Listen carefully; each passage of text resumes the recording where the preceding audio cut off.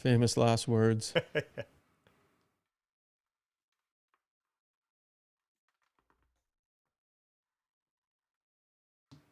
I've said it. Trust a forward. Listen to my words tonight. Don't just fall in love with my face. I used to be somewhat of a big deal, wheeling, dealing, no bucket in the warm-up, people carrying my bags in. How many times do I have to tell you through text, let's talk about the PK? That is a dirty hit that needs a response. I like a stiff, stout pillow. We'd rather dress nobody than dress you. The only thing I like better than easy points are free Slurpees. Goalies embellish all the time. He tumbled over like he was hit by a Zamboni. Am I this good, or are we just winning by 7 goals, and that's why I'm out here? Just say, I know you're right, Struddy. Just get it out. I think I am the modern-day Rodney Dangerfield. Yeah, I get no respect.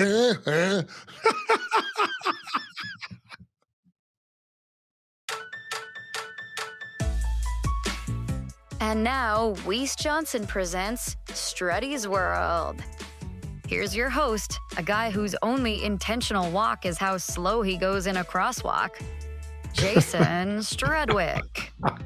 Oh, I love it. I'm always surprised by what Zubie puts in there for those. Welcome, everybody, into Struddy's World. I hope you're having a great day. I know we had a great night last night. Listen, our BlueJays tied it up 2-2. We get a game tonight. And then the Oilers, for 2 periods, did what we've been hoping to see for the last 10 games. Welcome to the show. The show is brought to you by our good friends at Weiss Johnson Heating and Air Conditioning. Their end of season AC sale is on for just 3 more days.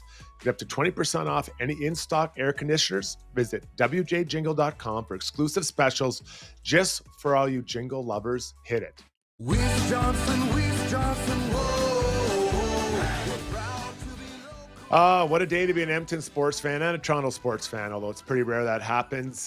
Fun game tonight coming up. Today on the show, we'll have Ryan Rishaug joining us in about 15 minutes time to talk about the Oilers.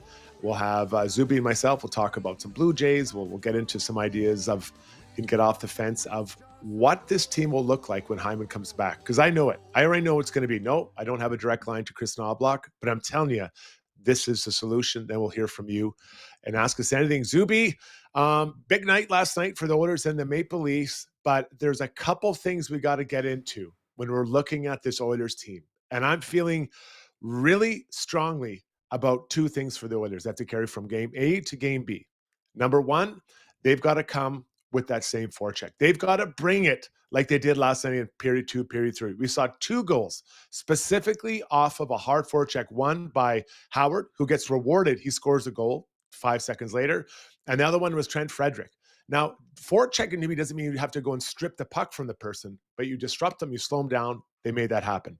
The second thing is their puck management. Too often we've talked about on Got Your Back and on this show about driving the puck just over the blue line, casually throwing to the middle, or trying to make plays that aren't there. Or the greatest sin, Zoobs, is not using their team speed.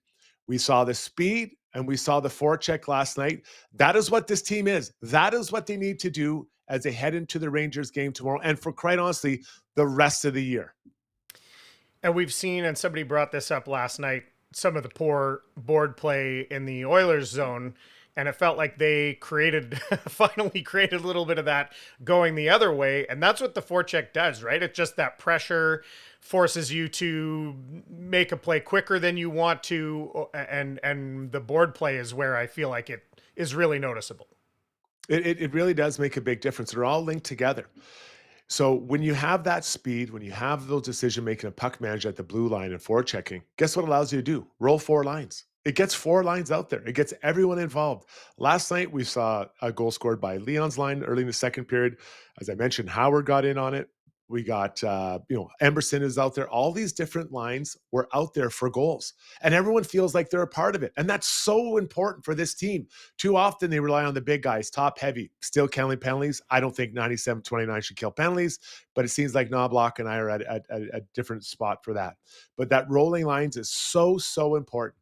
Then when you have a good forecheck going on, as we saw last night, we saw D-men pinching down. They're feeling confident because they're playing on their toes. They're not sitting back wondering if they're going to have to take a 2-on-1 or a 3-on-2 because of this mismanaged puck at either blue line, specifically the offensive blue line.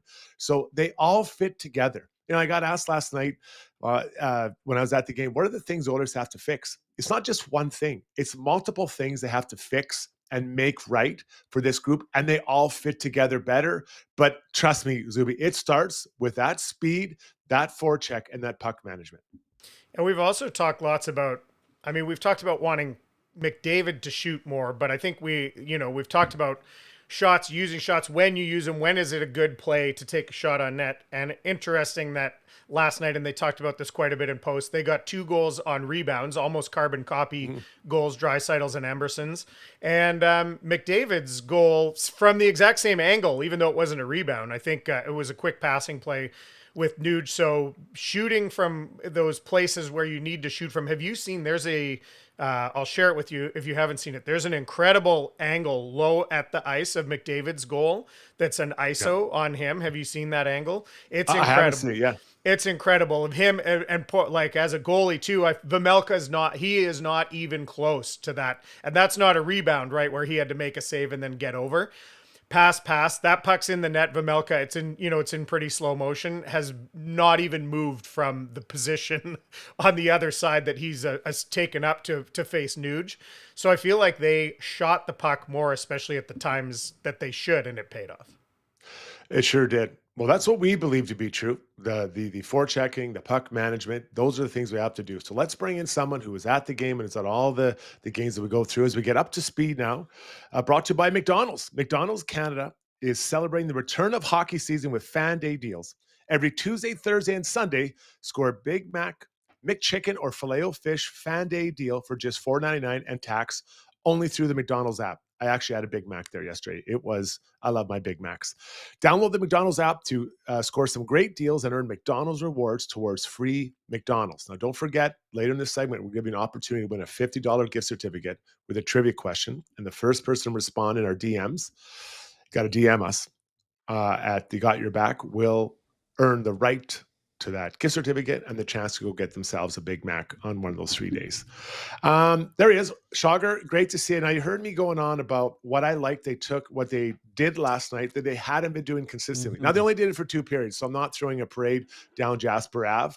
But it's a forechecking, it's a speed and a puck management that I think separated that game, those 2 periods, from the other 33 periods we've seen this year. What did you see or think?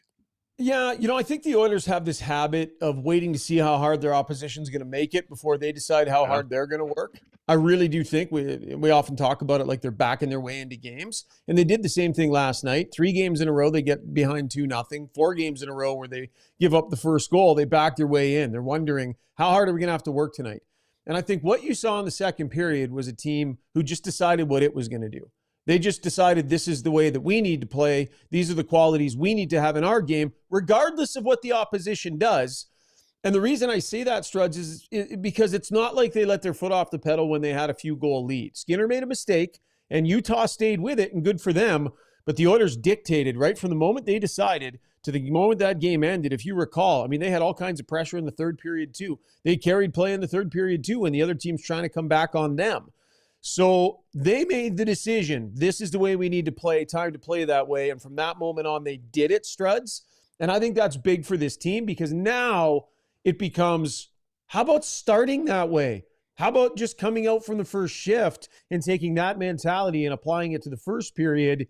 And now all of a sudden, you know what that starts to become is an identity. And this team has had none so far this year. They haven't. Through 33 periods, I would say there's been, not counting the 2 last night, a handful of periods I thought this is Oiler hockey, and we haven't seen enough of it. 11-7 last night.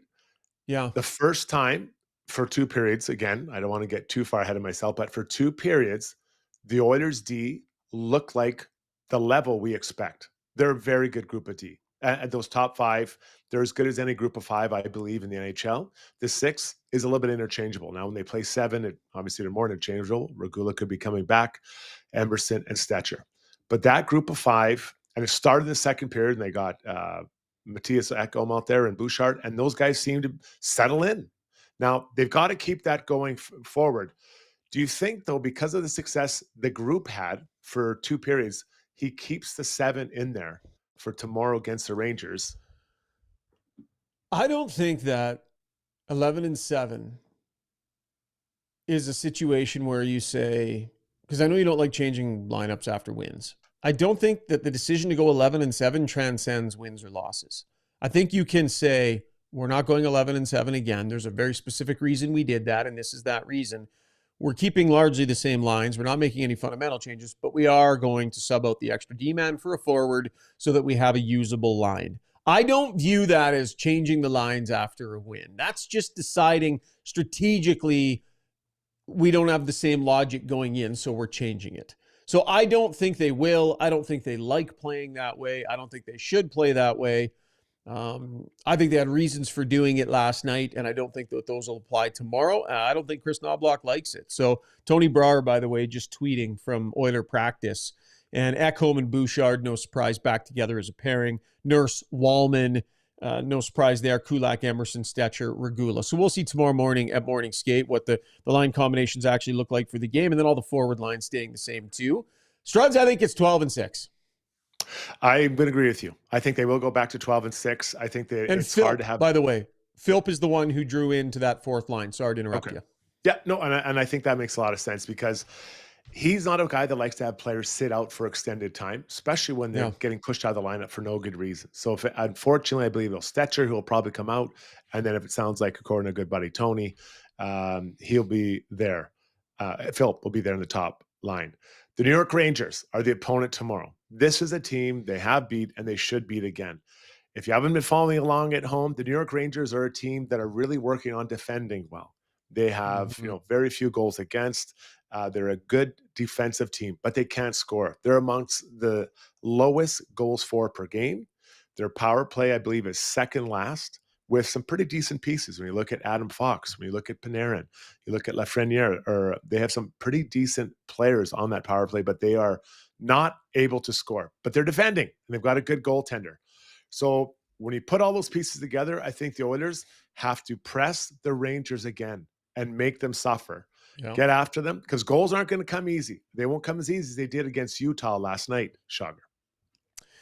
Yeah, no, I would agree with that. And I think that was the game where Skinner basically grabbed the game for them, wasn't it? Wasn't that Skinner's excellent performance at the start of the road trip? So, and he had to be really good. Like, Skinner had to be really good for the Oilers in that game. And I think if the Oilers bring the same quality they finished with last night, should be a team that they can beat. They beat the Vancouver Canucks last night 2-0, didn't give up anything. So that's a big win for them in JT Miller's return. But, I think that the way the Oilers were playing earlier in the year versus the way they played last night, there's a pretty big difference there. And it shouldn't have to be a Skinner sensational night if it's Skinner that goes. This team, the way they played last night, should be able to handle the Rangers, Struds, with where they're at. Connor McDavid, 2 goals last night. What should we be expecting from him, and where his game has been as where it can maybe transition to, at least in the short term? Let's just talk the next game or two. Yeah, it's an interesting one. We talked a bit about it last night. So is Connor McDavid subject to the ebbs and flows and the ups and downs of the confidence game the way mortal human beings are? I don't know what you think of that, right? Like, does Connor McDavid lose goal-scoring confidence when he has 1 in his first 10 after telling everybody, I'd like to score some more goals this year? Does he not feel it quite the same way? I would imagine he's human, so he probably does to a degree. What will scoring 2 goals in 1 game do for this player? He's got to be like everybody else. You start feeling it. You get in that groove a little bit. Maybe you're in a little bit of a better mood. Maybe it was bugging him. Like, I'll be honest with you. I've seen some body language stuff from Connor, even in the first period last night, where you're like, that would be more Leon type stuff. And McDavid's had a little bit of that. So you sense some frustration. Wow, just banging in 2 goals, relax him a little, team turned it in the right direction, and just have him feeling it a little bit more. So he's not deferring, and he's got that goal scoring, where he can get up over 38, like some people are predicting this year's stretch. So right now he's on pace for like 24 goals. I know. 24. Now, he got 2 last night, so if he keeps that up, he'll have like 100 and something. Yeah, I think he's going to pass that. I think he's going to pass the 24. I stand by my 38. I do think though that everyone, no matter how confident you are, at times you're maybe doubting yourself, and maybe not even so much doubt as you just don't feel it in that moment. I can't make my shot. I can't make it happen. What I love about the 2 goals last night is the first one, he gives it to Nuge in a good shooting position, and Nuge, he could have shot it. I'd be like, yeah. But he quickly gives it back, and Connor's not missing that shot, right? Like he buries it, and so he makes a good play, comes back, and he feels good about himself. He's like, "Yes, I got it," and then he gets the empty netter. So now he's going in against the New York Rangers, a team that is hard to score against. They don't give up a lot of goals against, but he's feeling good about himself because he's just sitting there with 2 in his holster that just came out of there. So I'd like to see him keep thinking shot. Keep thinking I'm the shooter on this line. When I'm playing with Nuge, he's going to find me. Mangiapane's going to do his thing in there, but I can be the shooter on this line. I want that mentality from Connor. I thought I saw it more last night, especially after that first goal. Connor has a kind of a sneaky good shot. In that year he scored all those goals. How many times did he come through the middle of the ice and just let her buck? And you're like, whoa. Over the goaltender's shoulder and in. And you're like, he's got a really, really good shot. What I find from him, as we pause for a moment to note that we're critiquing the offense of the best offensive player on the planet, so we just sort of just throw that little asterisk in there. But we've watched hockey for a long time, so we can observe these things. Like, Connor sometimes doesn't try and fire the thing through the back of the net. He'll go through a bunch of people and then make a deke and try and place it in. He'll try and lift it in. Connor does not finish with aggression like a goal scorer does. A lot of times it's deking people out of their shorts and placing the puck in the net, and I would just love to see McDavid, like, that was a no doubter. He hammered that thing in. And I would like to see him take that approach to all of his opportunities on nets. Unless it's some sort of a unique deke where that's the shot that's required for it to go in, but he does a lot of placing it, a lot of, light flips when he makes a move in this. I want to see that guy just drill it through the back of the net like a goal scorer does, Struds. And I saw that last night and I like that. I think that's a really good point. A young player who I've been very adamant that he should be down in the minors playing is Sir Isaac Howard. He now has 2 goals. Last night, that was a nice goal. Now, you can say, well, the puck fell in his lap. Well, you got to be in the right place for anything to fall in your lap. And he went to the front of the net. He started that play with a nice forecheck, disruptive. And then he found his way to the front of the net. And, Henry got the puck there to him. No one was in front of him. And that was a good shot. That was a good scoring shot. As well, after he scored, I thought he was looking more like he was skating more downhill with intention to get to the net and get shots to the net. And I think we're seeing that improve over the 11 games. And I recognize he hasn't played every game.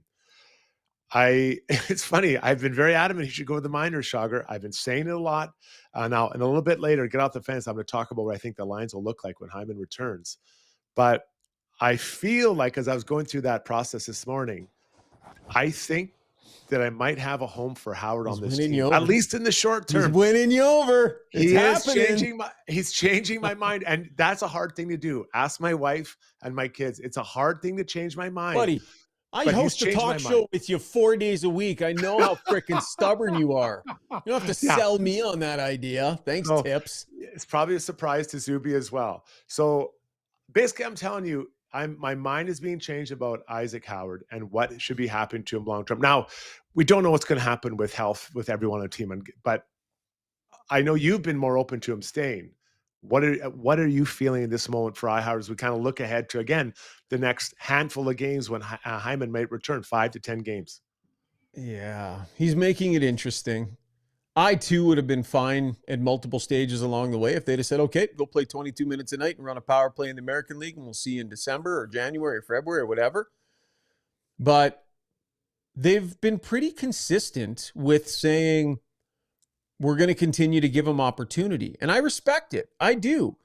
Because it's better than having a guy here because, maybe you made some promises while you were negotiating. Maybe there's always those sorts of deals that can get made behind the scenes. Who knows? But not playing him. You know what I mean? Having him here, but not playing him, dragging him around because of some, And they're not doing that. He's here. They're playing him. And that's the right thing to do. And they've tried him up. They've tried him down.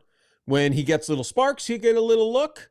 But they're also giving him the minutes he needs to try and get something done when he's lower in the lineup. My point here is a long-winded way of saying they've committed to a development plan for this player if they're going to keep him here. And I like it. I think it's the right way to handle situations like this. And his game is coming around. It's coming around. And he like things happen and then you can see he's got a little dance in his step. You know, all of a sudden after he scored that goal, he's handling it in his own end, looks up ice, fires it 3 zones up the ice, bank pass off the boards to the player at the far blue line. And we're like, oh, nice pass. Like, he's feeling it. This guy has some swagger and some skill, and they've given him the breathing room to like try and find that. They haven't stifled it. So yeah, man, it's coming. It's coming. You know, it's not as tenacious as Savoy. It's a different quality, but it's one they need. So I respect the fact they're giving him some space to let it breathe a little. I'm going to leave you with this, and you'll probably ponder this over for a long time. I think your point about Savoy is really one. His engine, I think, runs hotter and higher than what we see with Howard. I think Howard is opportunistic in everything he does on the ice. He's like a magician. Just ta-da, he's here, or he does this or that. So it's a little bit different. And I can't believe I'm thinking this about Howard. And not because I think he was a bad player. I just thought this would be the path.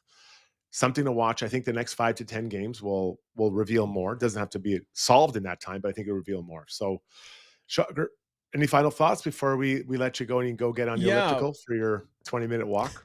You know what's funny? I'm actually headed right down there as soon as we're done. Okay. I'll send you a workout video. Send us a selfie. Yeah. No, what I would say, just to accentuate your point on Howard, I mean, I'm going to say a few other names to you, and you tell me, should he in any circumstance be coming out of the lineup ahead of this person right now? Lazar? No. Tomášek? Probably not.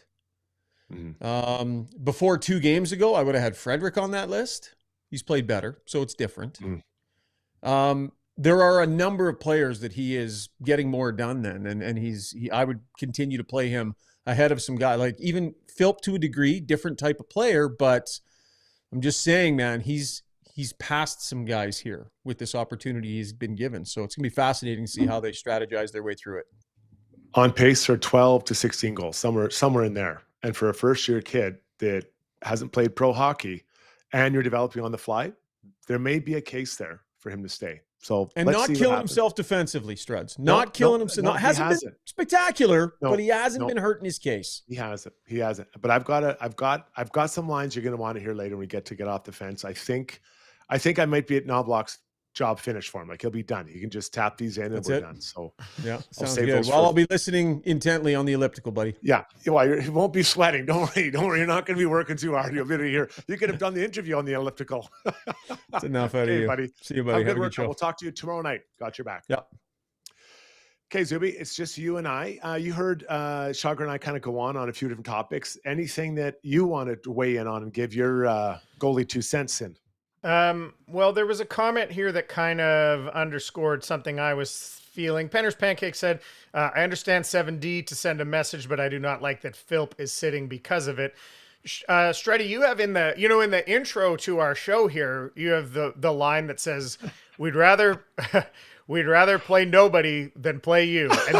And when you said that was last year, and that was actually in reference to Jeff Skinner. The message you felt was being sent to Jeff Skinner. Now, Jeff Skinner and Noah Philp are completely different entities, different expectations, different position. I mean, but is Noah Philp feeling any of that, or do you think there's some other people saying, like, is Noah Philp a victim of the team feeling like they know exactly what they have in him, so they'll just use him where they need him? What do you think? How do you think Noah Philp, like, what do you feel about how he's landed in this? I've been in his position where you're doing everything you feel they're asking of you, and it's still not enough, and you're not in the lineup every night. And what happens is you start to doubt yourself. You're like, okay, well, I've got to start doing more. I got to do this or that. But that isn't what you are. Right. So whatever that is, I think we know what Philp is. He's a guy that can score a bit.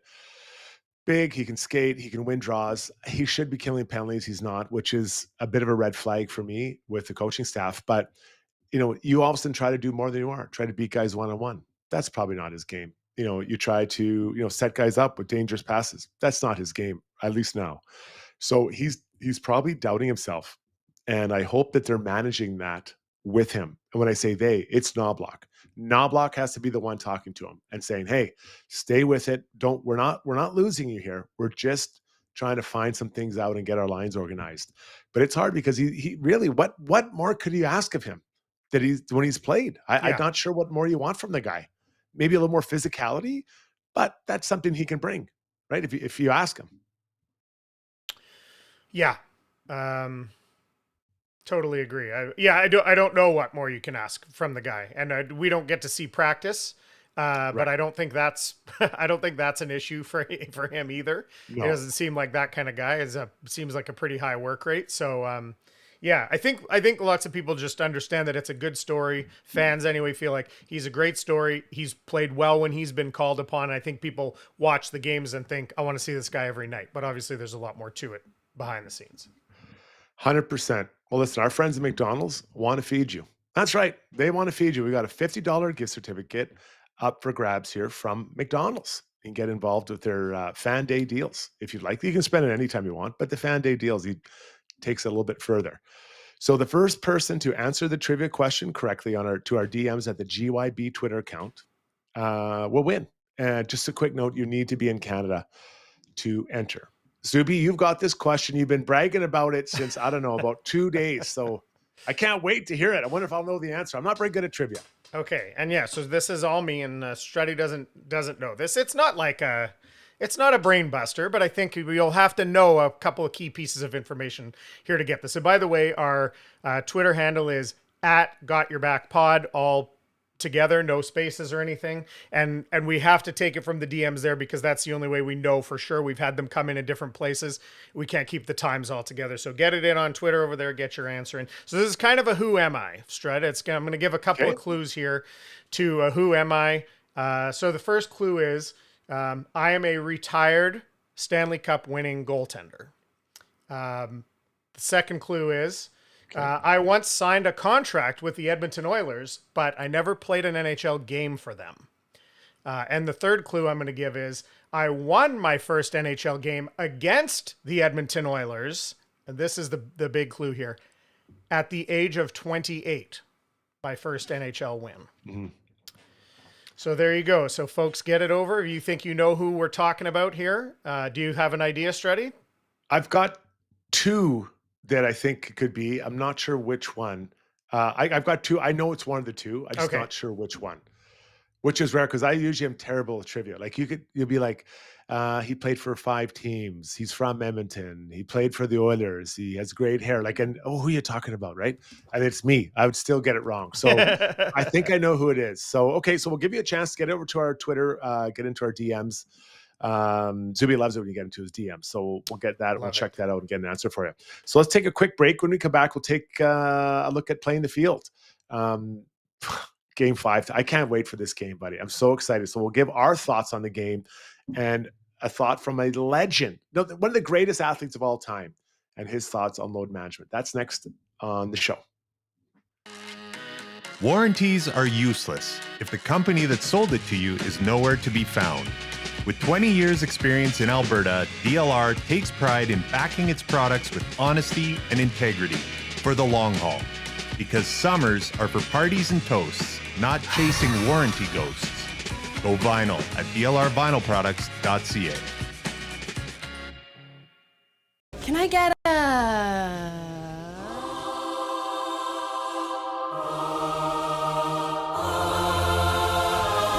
The new McVeggie. Now at McDonald's.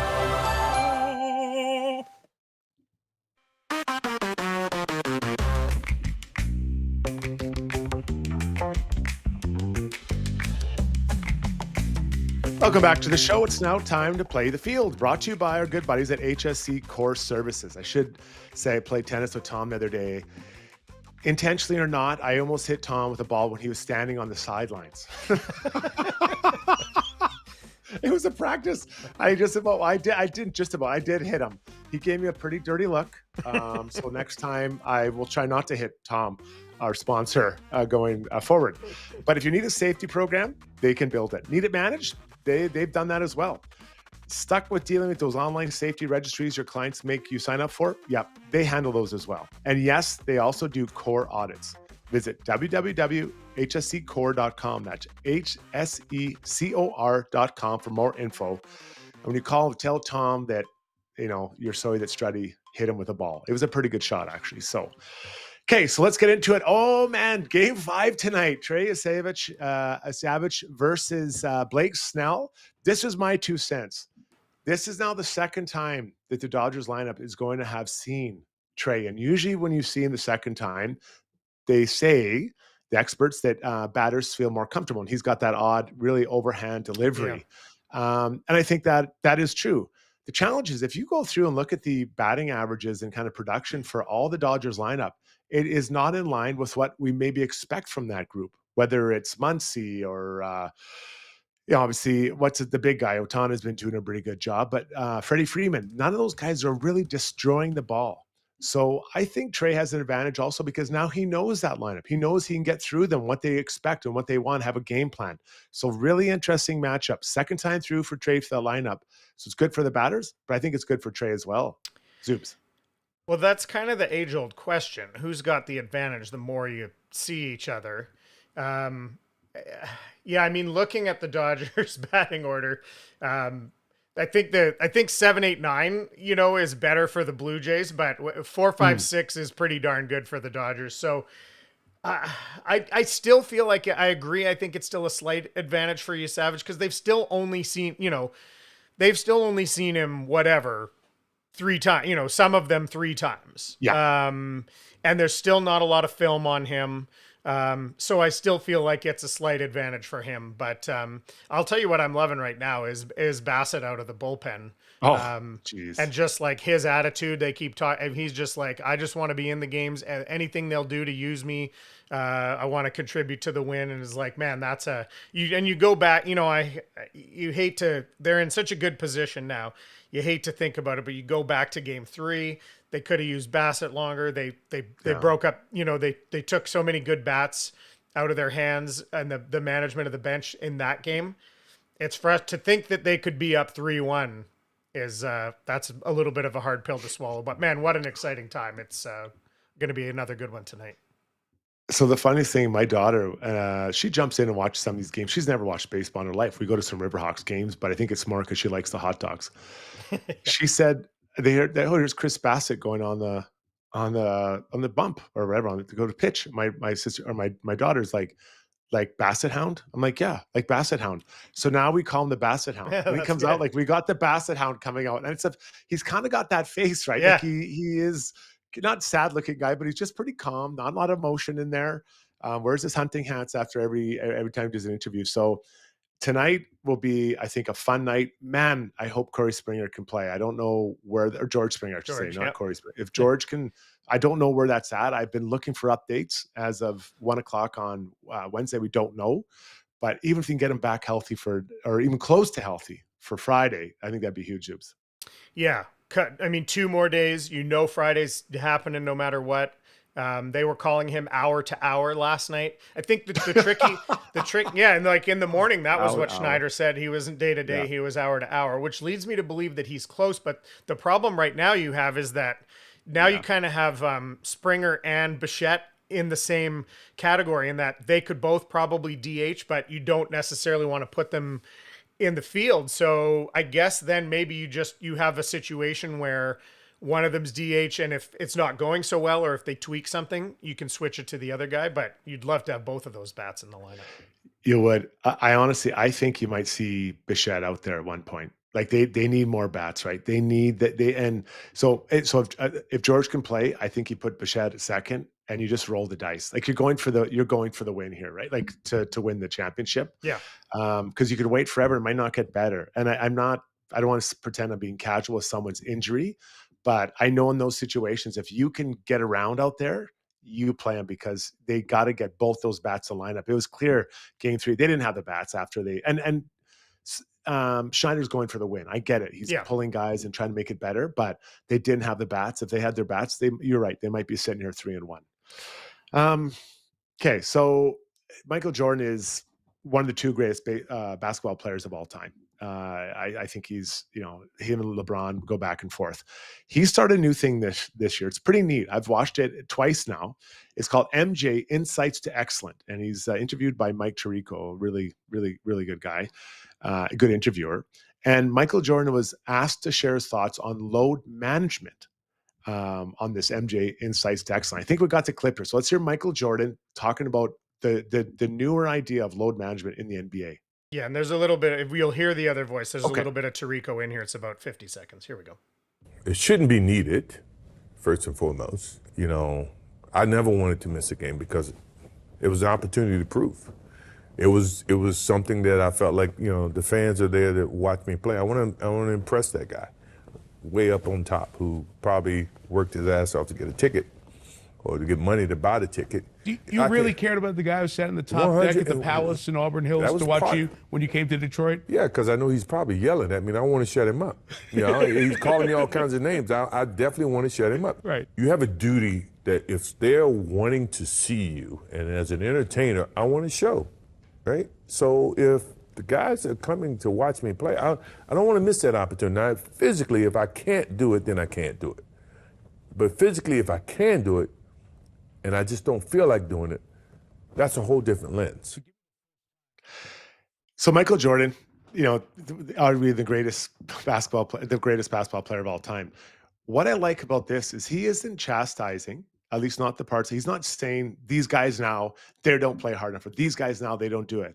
He's explained why he felt it was important for him or any player to play every game. Because the people paying, they're here to watch you play. They're not here to watch you in your fancy suit on the sidelines. And I love that. I think there's a difference because we have heard other players, including myself, these guys are soft. They don't battle through anything. Well, no, he's not saying that. He's explaining why he feels it's important to do it. And I thought that was a really neat perspective from the GOAT.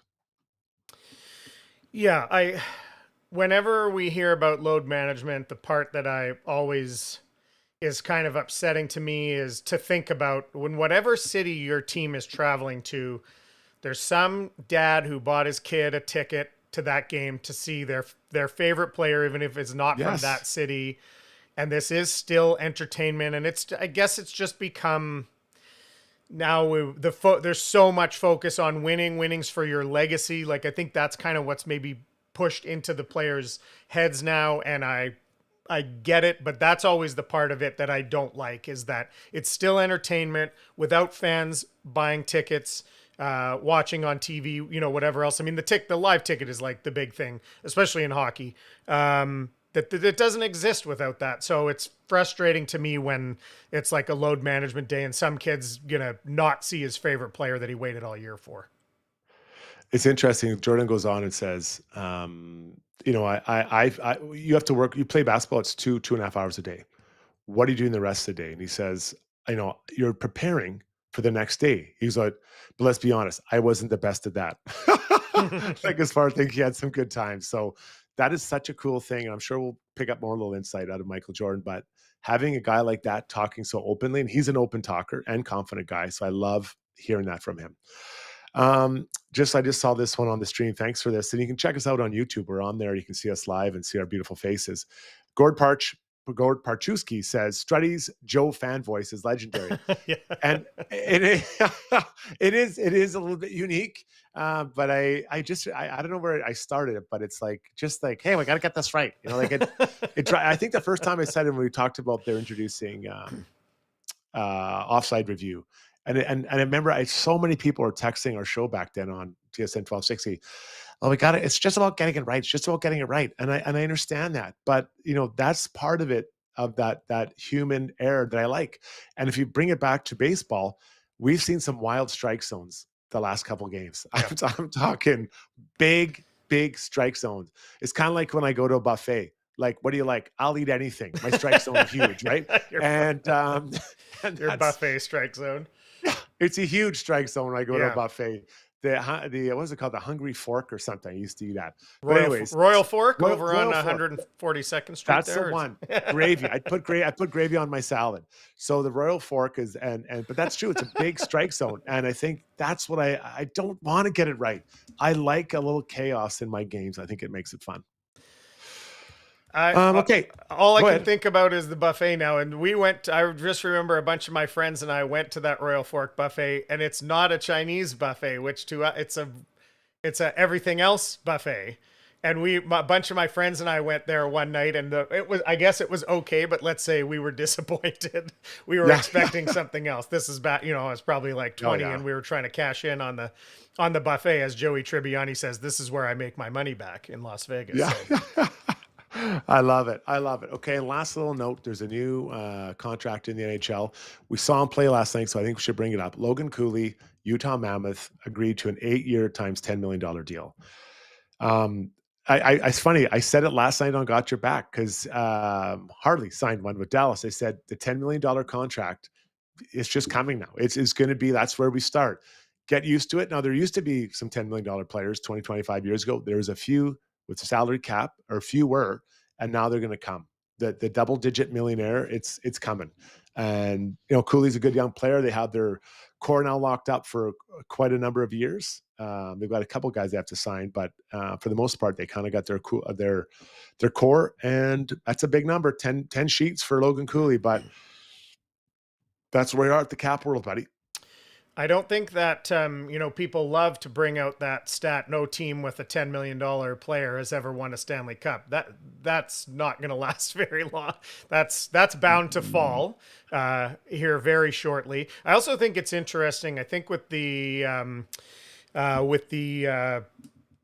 CBA changing and how long the contract can be, it seems like these 8-year deals are just flying out the door right now, because this, of course, is the last year they'll be able to do it. So I think there's lots of factors at work right now. I love this Utah team. I think that, they're a couple of pieces away. They'll be the kind of team, and someone compared them to the Habs, and I think that's a pretty good comparison right now.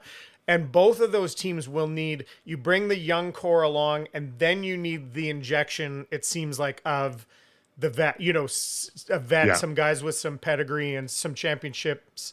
So it'll be interesting to kind of watch those two teams in opposite conferences, how they come along next to each other.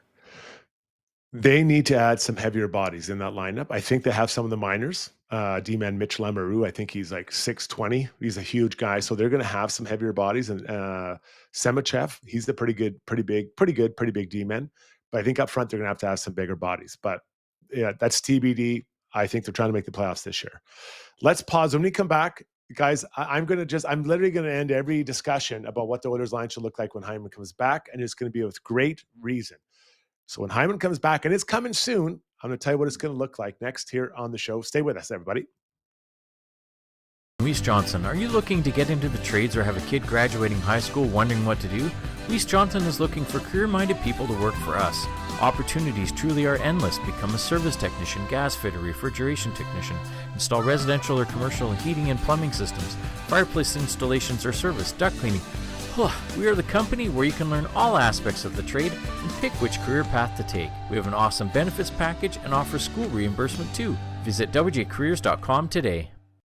So at Timberhouse, our guiding philosophy is naturally inspired living. We believe that through design, we can solve problems and enhance people's lives. We follow biophilic design principles in all of our builds to incorporate natural materials, natural light, to enhance all the spaces in a home. When you have your space perfectly reflect who you are and what you value, and it's made well, we think that that just leads to better living.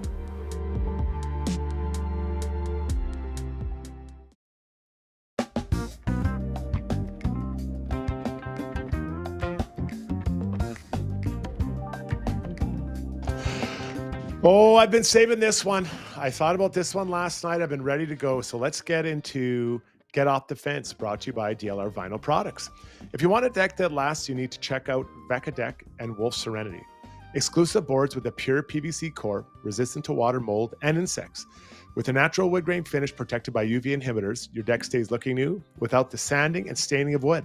In stock now with both Edmonton and Calgary locations. Visit www.dlrvinylproducts.ca. Hyman's going to come back fairly soon. I guess it's November 1st. He can come back, and then, is it within a couple days, whatever. But I've got it solved here, Zub. So this is what I believe will happen. Right now, Leon, Podkolzin, and Roslovic look good together. Podkolzin's playing as good as he's ever played, and he's played well. I think he's taken a step from last year.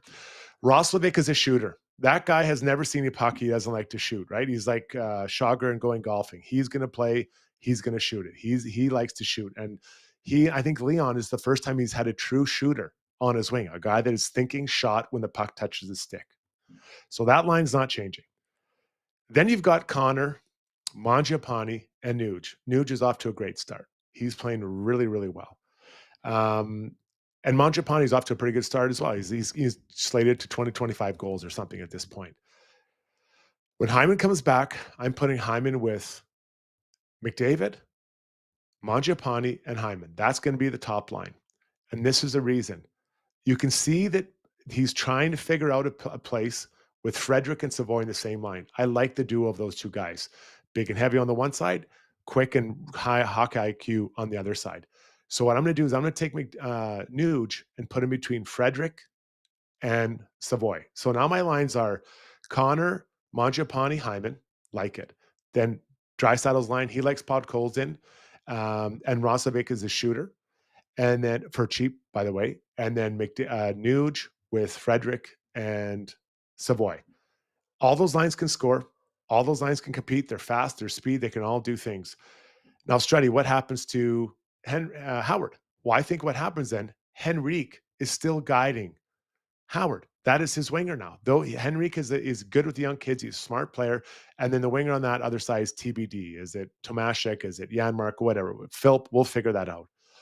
But for now, I feel really comfortable with that top 9 or top 11, let's say, with Howard and Henrique still in those spots. Figure out that last spot. I think it's an opportunity for now. You have centers is McDavid, you got Draisaitl, you've got Nuge, and you've got Henrique. Tons of skill, tons of hockey IQ down the middle, down your spine, out of the deep, playing the way they know they can.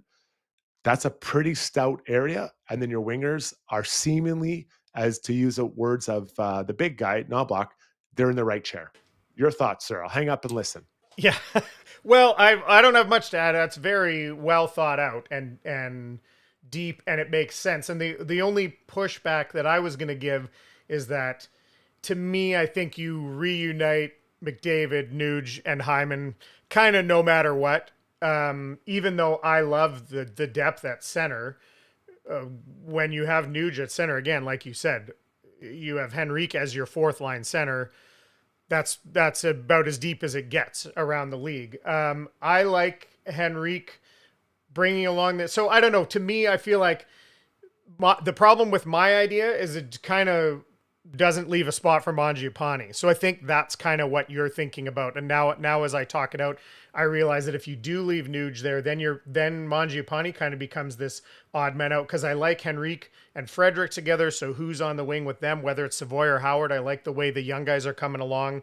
The mentorship from Henrique seems to be working. So yeah, I mean, I guess I don't have any notes, because as I've talked it out now, it leaves Mangiapane not having a great spot. It leaves him in the bottom 6.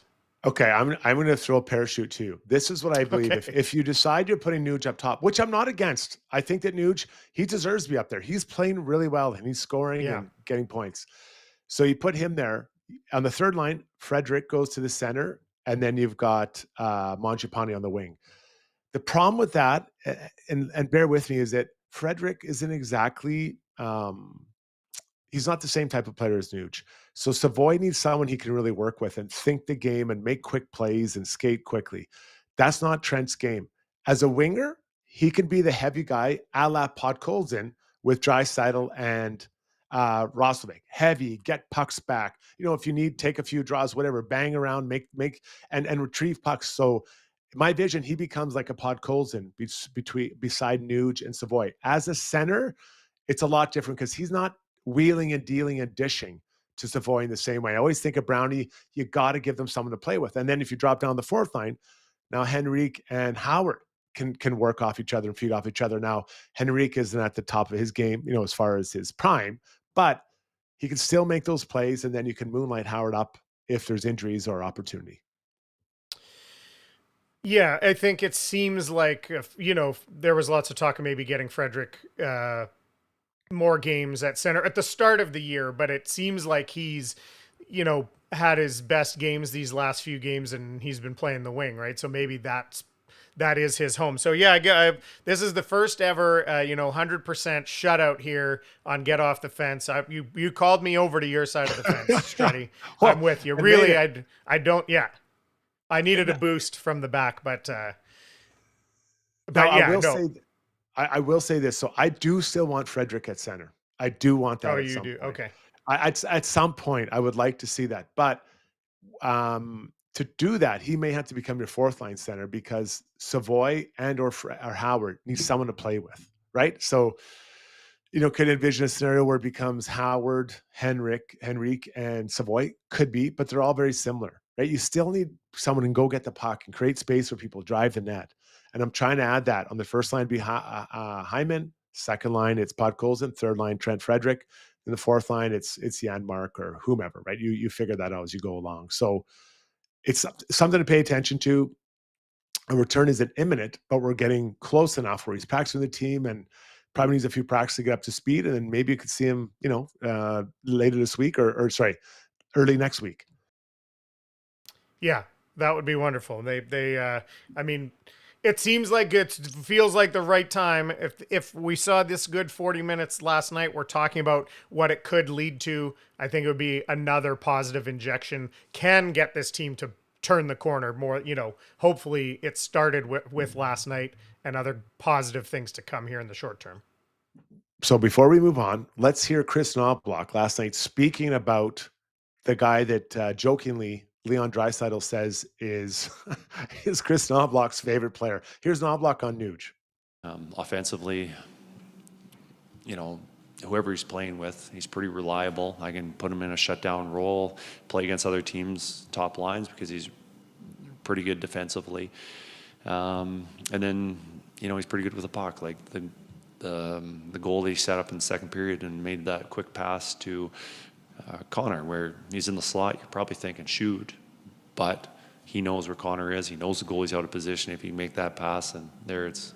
So I don't know. I can go on and talk about the contribution Nuge makes, and I haven't even got to the penalty kill. So he's a Swiss Army knife for the Edmonton Oilers. That's what he is, and so that's why I'm thinking he'll be a center. But let's see when this happens, and either I'll be a genius if he puts him there. If not, I'll just be like everyone else, just normal. I'm like most of the time. Well, it'll be very interesting because that'll be the question. Like we know where Hyman's going. If they feel like he's healthy enough to be there, we know where Hyman's going. So that is the big question. Because I totally agree that second line is locked up right now. They're locked up, and Roslovic is a shooter. He is shooting that puck, and Leon will kind of figure out how to work with him for sure. All right, if you have any thoughts, chime in on this stream. We got a great stream today. Thanks for that on both YouTube and Twitter. It's now time to ask Struds, brought to you by our good buddies at Timber House Developments, the leader in custom and infill development with the knowledge and experience to bring your dream to life. If you're tired of cookie cutter, copy and paste designs with no soul, see the team at Timber House and discover how naturally inspired living can make your life better. Take all the guesswork out of your infill project and work with experienced leaders. Visit timberhouse.ca. What are the people saying here, Zubes? Our friend Northern Farm Girl here on the stream with us, she says, who is the best D right now? Who do we send down and keep? Who stays? Hard question choices, eh? Yeah. We'll get to part 2 of that later. I think what's worth pointing out here, Struddy, is they went with 7D last night, and that didn't even include Regula. So there are big questions here on defense with him coming back. So what do you envision really what's going to happen, and did what happened last night with them playing 7D factor into it at all? there's no doubt that they're trying to keep an eye on the future. They have to keep getting younger players in here. And Troy Stecher has done everything he's been asked to do. Even when he was playing well in the playoffs, they took him out. He didn't complain or bitch. Like I really, because that's a hard thing to be, a hard situation to be in. But they're looking ahead. It's clear that Stan Bowman values Regula and what he thinks he can become. I believe he's here. He's not going anywhere. And then Emerson's a young player who probably has some value on the market, but you want to have that depth. And then Stecher, does he have value? Is there a trade possibility? Could you get a 5th rounder for him? Or what do they trade for him? Maybe a 4th rounder? Could you get that? Maybe.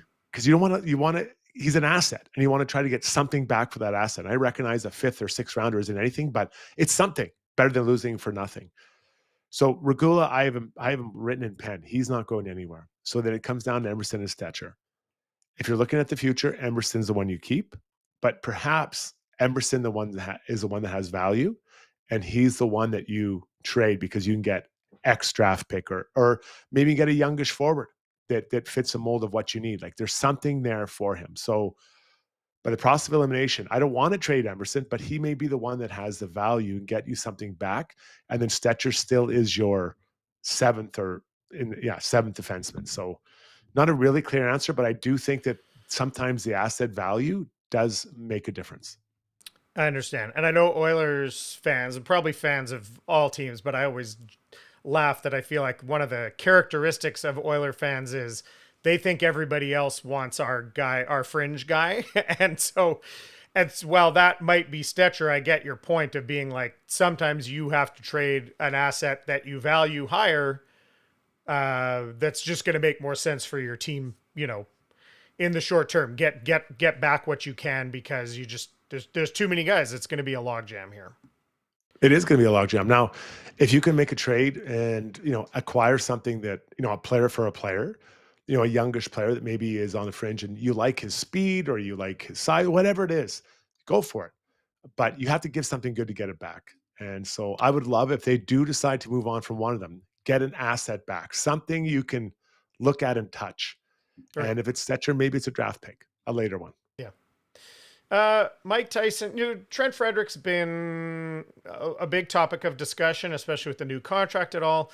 Mike Tyson says, what can we expect from Frederick this year? Did we overpay him? I just want to bottle that a little bit and sort of say, what we're seeing from him these last few games, is that what they bought 8 years of? Is it enough? Does there still need to be more offense, or is this the lens now that we can look at him through more hits, retrieving pucks, not necessarily on the score sheet?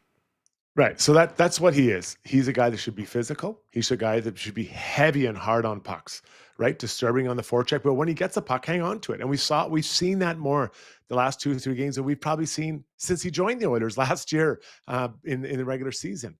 And then he's got to chip in goals, right? He's got to get to 10 goals for sure.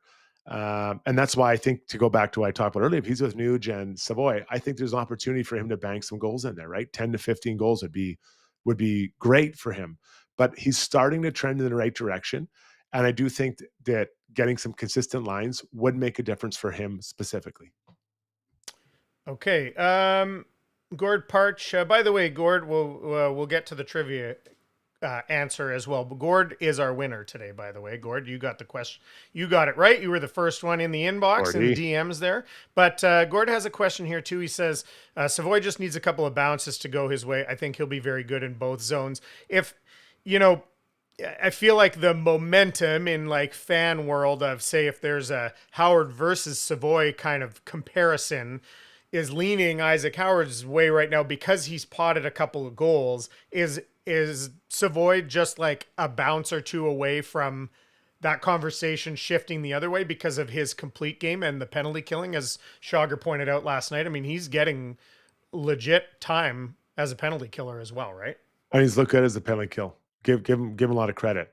So, the difference between 0 and 2 is big. If it was 2 goals and 4 goals, we're not talking about anything. But not having any goals, it really is difficult. Like, you're like, oh my God, it's a big deal. So he's had some posts, he's had some good looks. I didn't score a lot of goals, but what I see is take an extra flick of a second and bury it back door. You know what I mean? Like really make sure you drive it right through. And it doesn't have to be as quick as you think, but get it off in a hurry. Sorry, quick, but not in a hurry, if that makes sense. So I think we will see him break through with a goal. And I think that'll open up, not the floodgates, but open up a bit more relaxed play for as far as offensively goes. Well, even Isaac Howard said after he scored his first one that he felt like in that game that then all of a sudden the puck was just finding him. And that's probably no different, but that is how, I think that's a good insight into the mind of a young player and how it feels, right? Absolutely. I mean, we're talking a couple games ago with Connor McDavid having 1 goal, right? That's it, and Howard had 1 and Savoy had 0. So there's 3 guys you're probably counting on for, 70 goals. Would that be fair? Somewhere there's 60, 70 goals between the 3 of them. Yeah. So I don't think that's outrageous. I think, Brownie and Rishaug had them, McDavid with over 50. So that's not a lot of goals for those other 2 guys, but I think it does change quickly for goal scorers. They can get on the heater and start feeling it. Challenge Rangers are pretty hard defensively. So I'm not sure I'm looking for a massive offensive production tomorrow. I hope there is. But keep just going and believing in yourself. It gets a bit repetitive, but that's the truth when you're any age, especially a young player. If you want 70 goals from those guys and you're going off Schauger's McDavid prediction, those guys just need to bounce a couple in off their skates and they'll be there. Okay. JP wanted to know, I don't know if maybe you can, if you're able to answer this. He said, is Struddy going to be a part of the Oilers alumni versus Shoresy event in January? There's been some chatter around that. What do you know about that? What can you say? You know how I found out? I got the email from Rogers saying, hey, there's a Shoresy event. I love Shoresy. I love that show. So yes, I've kind of put my name in there. I don't know if they'll want me. I mean, I've said I'd love to be a part of it. So I hope there's an opportunity. And I love that. I love that show. I love to talk to the people. I want to say there's a dozen of the characters that come. And I'd love to talk to Shoresy. I'd love to chirp him. Oh God, I'd love to get a chance to chirp him. Because I'm sure he'd rip me in half, but he's so funny. If you've never watched Shoresy, he's so funny. And I feel that, it's kind of like, it'd be like a weekend warrior golfer getting to play with Tiger Woods. So I think I'm a pretty good chirper. If I could be around Shoresy for even a small amount of time and learn from the master, the great one, I'd be just thrilled to get that chance. I'm hopeful, man. I think it's like a weekend warrior getting to play golf with Happy Gilmore, though. It's more like the right. Fair point. What I love about I don't think that event unfortunately is coming here, but to Kelowna. But I'll have to look it up. But I love that those guys are all hockey play. They're legit. Oh yeah. They cast guys who play the game. So I think that's pretty cool. It's probably an awesome event. Okay, let's. Okay, here's a good one from Gord Parch. Maybe we can end on this. We're running a little bit long here. Okay. Gord Parch wants to know what's the best after the bar night out food. What are you getting and in that witching hour between the bar and when you're heading home? So in my prime, in my heyday of really having a good time, I loved McDonald's. I would have it almost after every night I went out. I was a regular customer. It was always the same. I've already talked about my my love for Big Macs. I'd get a Big Mac. This is after a good night. Just keep in mind when I say good night, it's a really good night. Okay. So I'm having a Big Mac. I'm having a large fries. I'm having 6 chicken McNuggets, and I'm having a chocolate milkshake. Wow.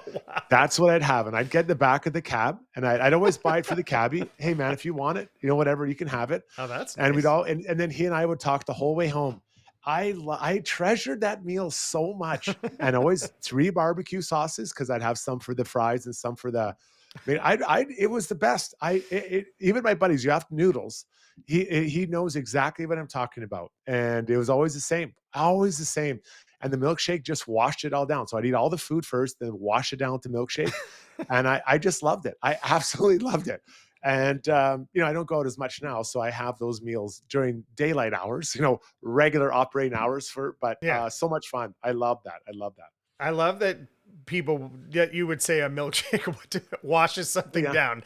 To me, a milkshake is like sticks to you on the inside. So I don't consider that like washing it down. I just talked with somebody the other day about, cause I lived in Vancouver for many years, and there's a primarily located McDonald's on the way home from where everyone plays at 8 Rinks into Vancouver. And I used to stop there for a couple McDoubles. I was doing it on the cheap, couple McDoubles on the way through on my way home from playing. But I'll tell you, like in bar days in Edmonton, Funky Pickle Pizza, so many great donair choices to choose from in town too. And in Vancouver, I'll just tell the story quickly. I had a friend who I was hanging out with, mid-20s. We were partying quite a bit, and he had a gluten allergy, so pizza was out. So I was hanging out with him. He starts taking me to the Chinese takeout window at Su Hang in Vancouver on Granville and Davie Street, which for all the time I'd been out and like partying there and been out in that area, didn't even know existed. And it was so good. And then after him and I did that for like a year, then I realized that the restaurant was actually open until like 5 a.m. So you could go in and sit down. I was like, oh, this is crazy. And now unfortunately it's shut down, but the spicy wontons from Su Hang in Vancouver that's to me my all-time number one post evening out food. And we'll end it there. And lots of other great questions on the chat today. We appreciate it. Keep coming back. I might even save a couple. Maybe there's a couple others we can get to next week. Yeah, thanks for tuning in today, taking your lunch hour with us. Tell a friend, give us a thumbs up as you go through, and give us a chance on Got Your Back as well. We'll have our next one tomorrow night. Rangers, Oilers tomorrow night. Good defensive team against a team that's trying to find its steady A game early in the season. Zubie, any predictions for Blue Jays tonight? Oh, goodness gracious. I feel like the vibes are good. I think both pitchers are going to be, I think it's going to be lower scoring. I think it's going to be like, I think Snell will be back with a better performance.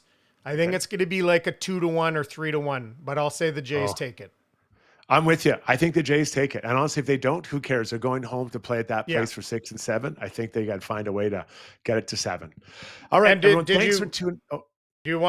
And so Gord Parch won won the gift certificate, and the answer was, do you know it, Struddy? I said the wrong one. It was Anthony Stolarz. What's the correct answer? Right. The correct answer is Tim Thomas. Bruins. It's a crazy story. Like, he signed with the Oilers, played in when Hamilton was, that's how long ago it was, when the Bulldogs were the farm team, played there, never made the team. I remember always seeing him in camp and some preseason. I'm like, I like this guy. He never caught on, didn't play his first NHL game till age 28 and defeated the Oilers 4-3 as a Bruin in that first game. And went on to a pretty good career for a guy who was the guy who I always held out hope. Oh, I could still make it, but now I'm 48, not 28. So I think that's passed me by. Missed out on a little bit of time there. So Tim Thomas, thanks for that. We'll have next week as well, a $50 gift certificate. Enjoy the Blue Jay game. Thanks for tuning in. Tell a friend, and we'll thank to all of our sponsors, including Weiss Johnson and Timber Haas and McDonald's. We'll talk to y'all next Wednesday, but Got Your Back tomorrow night, post-game, Rangers, Oilers. Have a great day, everybody. Enjoy the game. Bye-bye.